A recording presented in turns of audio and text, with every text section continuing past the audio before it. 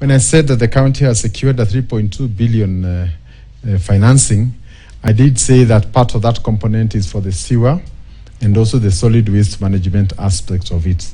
We're also trying to look at ways in which we can be able to privatize part of that, noting that Nakuru is also currently recycling the sludge into charcoal, among other renewable solutions. Then with respect to the legislative processes, I think it is important, like I said, we need a lot of civic education, that members of the public appreciate the role of MCAs. MCAs are critical for devolution to work. But as it is right now, that appreciation is very low. So you end up in a situation where you give very serious work, but at the time when you're evaluating and giving these people job, you did not match their skills with the job you want them to do. So you call them and now you want them to do a job, and there's a serious mismatch. So I think there is a need for a lot of civic education in that area.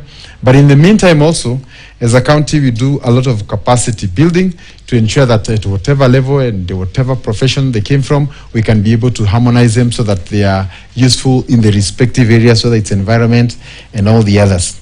Then lastly is a question on mental health. And I want to say that I'm personally very passionate about mental health, because it's one of those areas that have been largely ignored. And I want to confirm that here in Nakuru, we have our Ward 8 at the PGH is actually a mental ward.